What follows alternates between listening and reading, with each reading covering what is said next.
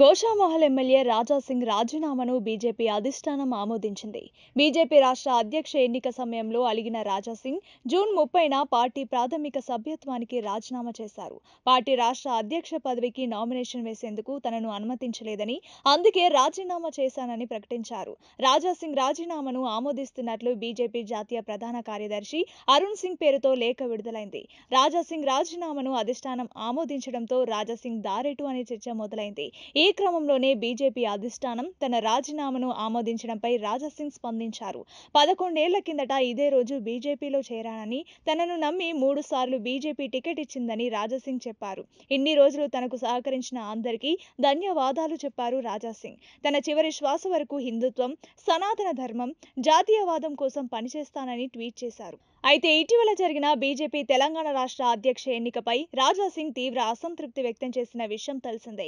రామచంద్రరావుకు party పగ్గాలు అప్పగించడంపై నిరసనగా ఆయన ఈ నిర్ణయం తీసుకున్నారు. రాష్ట్ర అధ్యక్ష పదవికి తాను నామినేషన్ వేయాలని ప్రయత్నించగా అడ్డుకున్నారని ఆయన ఆరోపిస్తూ కేంద్ర మంత్రి కిషన్ రెడ్డికి రాజీనామా లేఖ పంపించారు. తాజాగా ఆ లేఖను అధిష్టానం ఆమోదించింది. దీంతో ఇప్పుడు రాజా సింగ్ పరిస్థితి ఏంటన్నది ఆసక్తికరంగా మారింది. పార్టీకి రాజీనామా చేసినట్లే ఎమ్మెల్యే పదవికి కూడా రాజీనామా చేస్తారా లేదా అన్నది చూడాలి.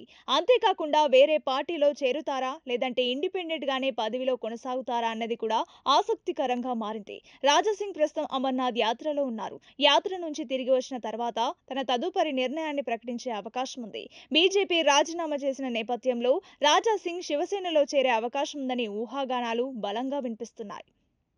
రాజా సింగ్ తనను తాను హిందూ టైగర్ గా పిలిపించుకుంటారు. నిత్యం హిందూ ధర్మ పరిరక్షణ, ఆలయాల రక్షణ, గో సంరక్షణ వంటి అంశాలపై తన గళాన్ని వినిపిస్తుంటారు. శివసేన కూడా బాల్ ఠాక్రే కాలం నుండి బలమైన హిందుత్వ ఎజెండాతోనే కొనసాగుతోంది.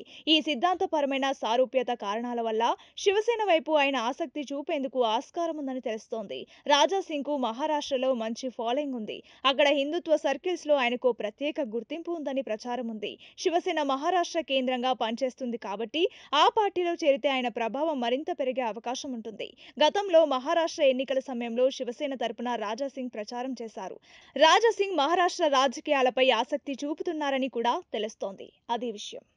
11 years ముందు నేను భారతీయ జనతా పార్టీ ఒక కార్యకర్తగా నేను భారతీయ జనతా పార్టీలో చేరినాను.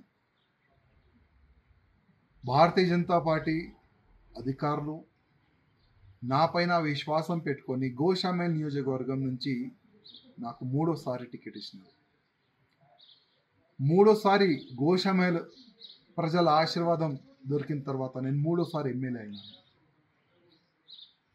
కంటిన్యూగా నా గోషామహల్ ప్రజలు సేవ చేసుకుంటా కంటిన్యూగా దేశం పట్ల, హిందూ సమాజం పట్ల, గోమాత గురించి, లవ్ జిహాద్ గురించి నేను పోరాడుతూనే ఉన్నాను.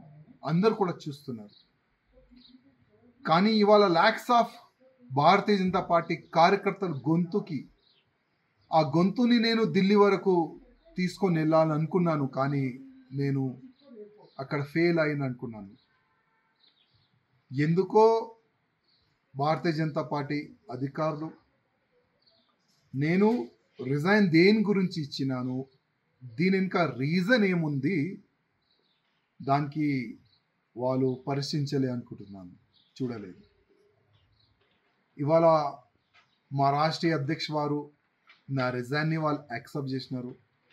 నాకు ఒక మీడియా మిత్రులు నాకు వాట్సాప్ పరంగా నాకు పంపించినారు. అది నాకు దొరికింది.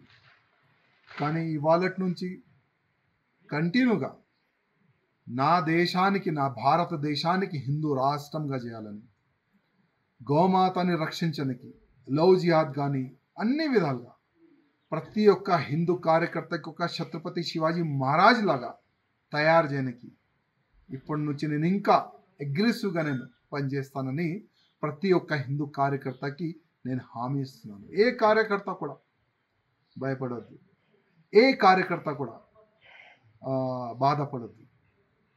ఒకప్పుడు మనం ఏం లేకపోతే కూడా దేశ ద్రోహులతోని ఫైట్ చేసినాం.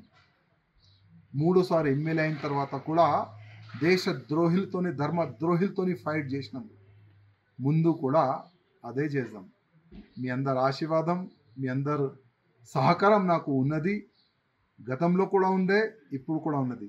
ఏం టెన్షన్ ఏ బీజేపీ కార్యకర్త కానీ, నా హిందూ కార్యకర్తలు కానీ కొద్ది కూడా టెన్షన్ ఎవరు కూడా తీసుకోవద్దని నా ప్రతి ఒక్క కార్యకర్తకి నేను హృదయపూర్వకంగా ఒక సందేశం ఇవ్వాలనుకుంటున్నాను.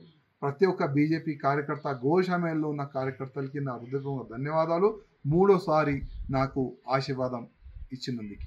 జై శ్రీరామ్.